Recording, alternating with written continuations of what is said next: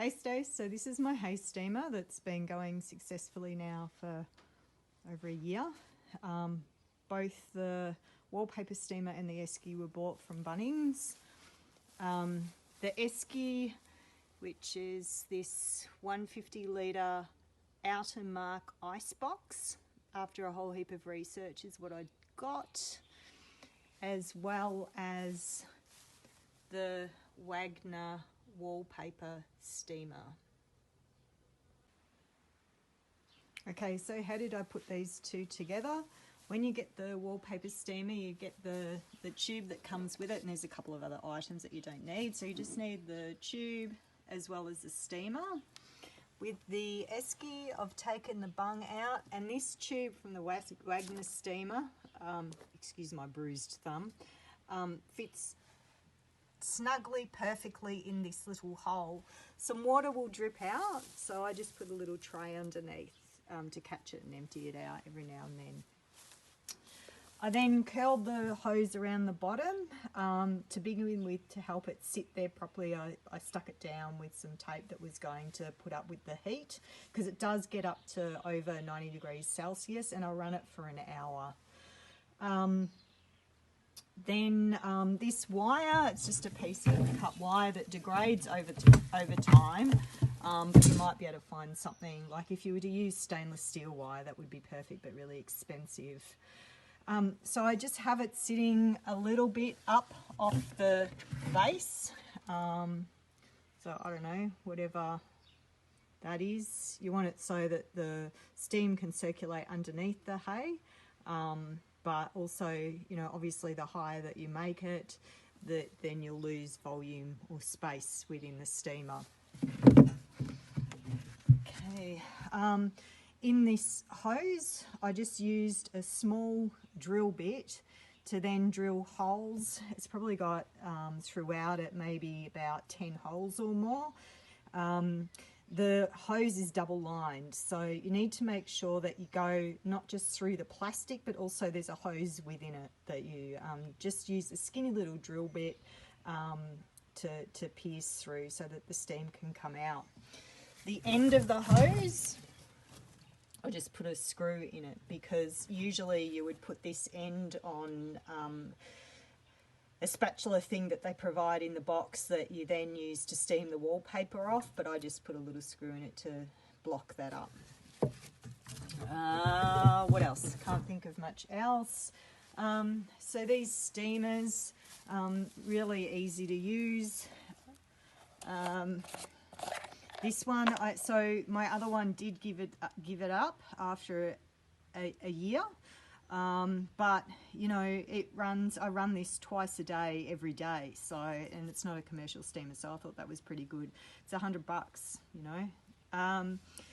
Then it's got this little valve thing in, which makes it difficult to put water in. So I've got a funnel that's got a little plastic end on it that I can then poke through in there, which then makes it easy to fill up with water. And I fill it up past the max level, which then runs it for an hour.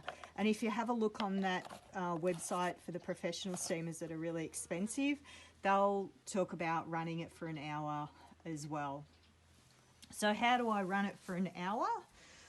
Well, I just bought a $15 timer from Bunnings as well, and on this timer you can set it up so that basically it just does a countdown. So I've set it so that it runs for an hour. So it took a little bit of mucking around to work out how to get that done, but you know, I just come in, press this CD button, and the steamer runs for an hour and turns itself off. So it's really quite convenient. So how much hay can you fit into a 150 litre?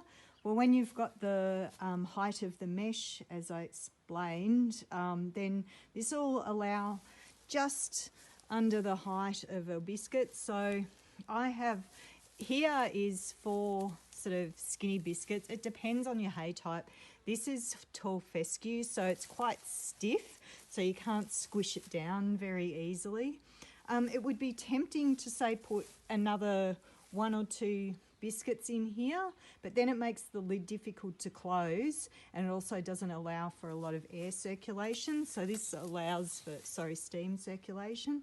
And then here, there's a little bit of space on the end, and I can just squish in a couple of biscuits of Lucerne here as well. Okay, so closing the hay steamer up, you can see here, just to make it easy for usability, I've got just a plank of wood to hold it open when I'm filling it, and also when I'm taking the hay out. Be careful when you're taking the hay out, because it's actually really quite hot, so I just use a towel or gloves to remove the hay. When you first get your esky, it'll be nice and really well sealed, and everything will seal up. I would suggest just putting something underneath here, like just a finger thickness underneath here, to break the seal a little bit so that the steam can escape a bit. Otherwise the esky will really blow out, and it just needs a little bit of steam to escape. But after a few months, the seal actually just comes off, and that's fine. It still holds enough steam. So then, after a while, the esky sort of bows a little bit, and these clips don't always shut so well. So, a little bit of body weight, sit it down. This is one of those, again, just from Bunnings, a cheap thing to tighten stuff on trailers with a hook. So I've got it wrapped around the esky.